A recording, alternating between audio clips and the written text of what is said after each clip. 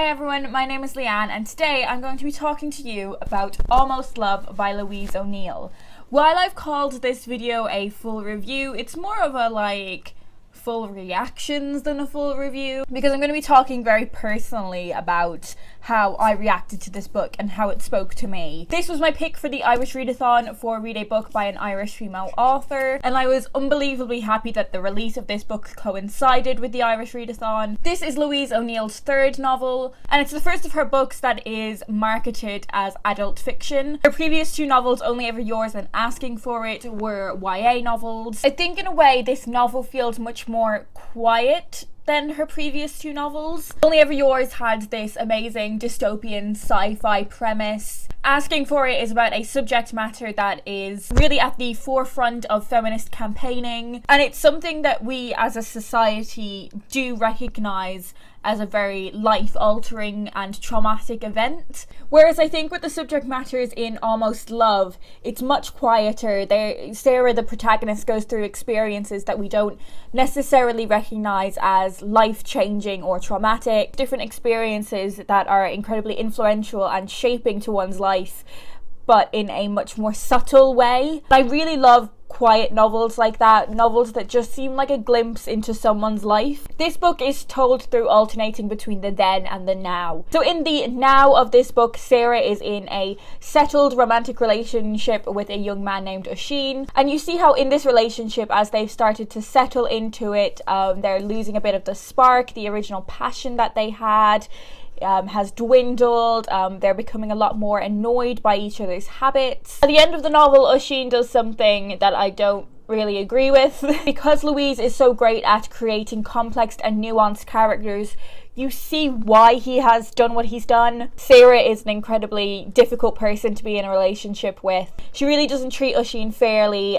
She doesn't really make an effort with his family. But then also at the same time, you see why she is the way that she is. There's been a lot of commentary surrounding Louise's work in the past, and with this novel as well, that she is able to create characters that aren't likeable, but you can also sympathise with them.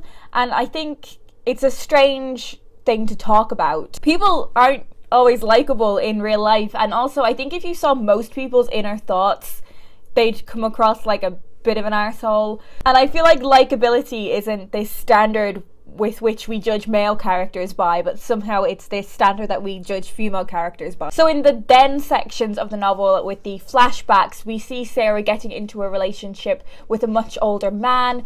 She is an art teacher at this very fancy pants school. This man is the father of one of her students. He is a very incredibly wealthy. I can't remember what his job is. I think he owns a company or owns a real estate kind of thing. But basically he's an incredibly wealthy man, and he's also a bit of a celebrity as well. He and Sarah begin this affair. And oh my god, seeing some of the things that Sarah goes through and puts herself through for this man, it made me feel really stupid about things I'd done in the past. I really recognised how naive I had been in the past when it came to certain relationships. He doesn't want to in any way make their relationship public. They always just meet up in a hotel room and have sex, which initially is incredibly exciting, but it soon becomes meeting up to have quite rubbish sex and then feeling shit about it afterwards. There are lots of moments in this book where Matthew, the older man, is like, oh, you're not one of those women, are you? When Sarah stands up for herself, or asserts the fact that she's Ms., not Mrs., and just in any way asserts any kind of feminist opinion, he's always like, oh, you're not one of those, are you? There are so many things that Sarah does in this book that I just recognised myself doing for stupid men that didn't give a shit. There's this one bit where she talks about changing her profile picture or putting up Instagram posts to try and get his attention. It's just oh, Sarah, oh, you poor thing. Or things like being absolutely enamored by this man, but he doesn't know when your birthday is and doesn't call you on Christmas Day. And I'm just gonna read you this one thing that he says to her, which is, you can't break up with me because we were never in a real relationship in the first place.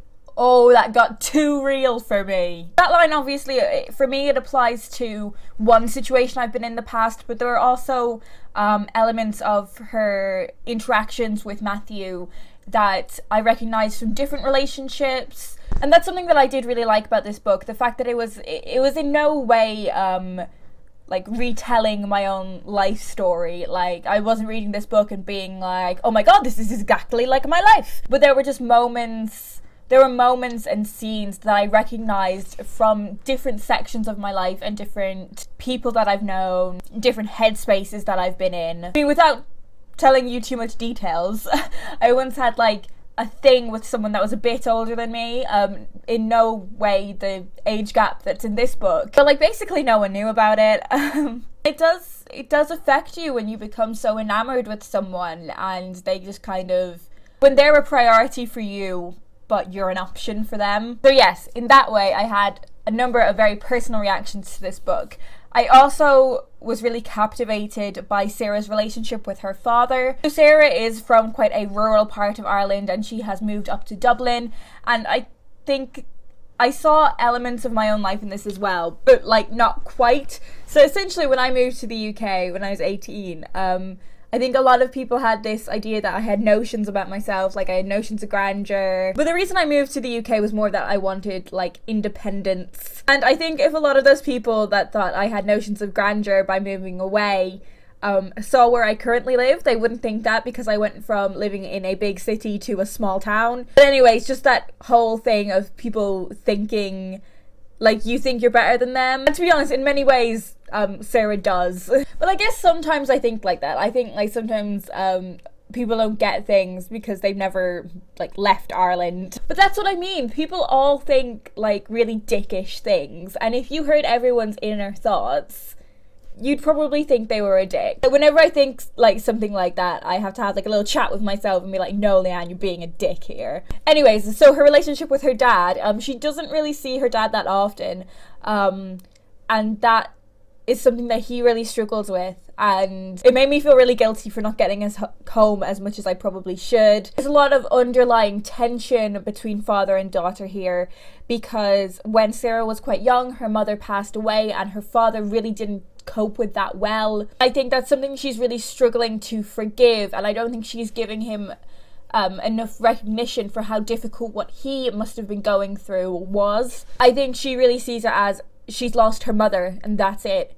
She doesn't see it that her father has lost the love of his life. And you know, as someone who does have a dead parent, that's something that I definitely recognised as well. Phone calls between fathers and daughters, and there are a lot of those in this book, are something that will always wrench my heart. Since I moved away, I talk to my mum on the phone quite regularly, but I would give so much to have a phone call with my dad now. And this book just reminded me of that. The quote here from Cecilia Ahern on the back, another really great Irish writer, and she says, Louise O'Neill will once again connect to the secret, intimate places of readers' minds and lives. That's what it's like. It's like she saw into my soul and like plucked out some of my most intimate thoughts. So yeah, I guess this was less of a review and more of just a personal reaction to this book. I thought it was phenomenal.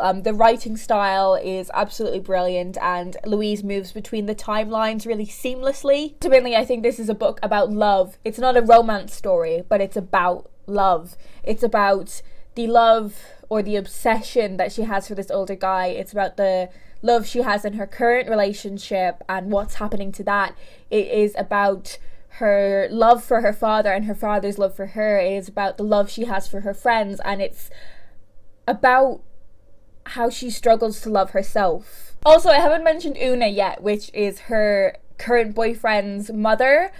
She's like this really famous artist, and she has like a lot of feminist theory surrounding her work, and she's a really strong feminist. Sarah's really mean to Una in this book, but I also see how Una can be really annoying, and I also see how I am Una. Yeah, anyway, those are just all of my reactions to this book. It's definitely one of my favourite books that I've read in a long time. It's just really brilliant, and if you haven't had the chance to read it yet, if it's sitting on your shelves or you haven't managed to get a copy yet, I would just strongly urge you to get onto this if you can. I thought it was phenomenal. If you are one of the people that has got to this book already, do let me know down below what are your thoughts. I would love to talk to people about this book. That's all from me for now, but I will talk to you guys in my next video.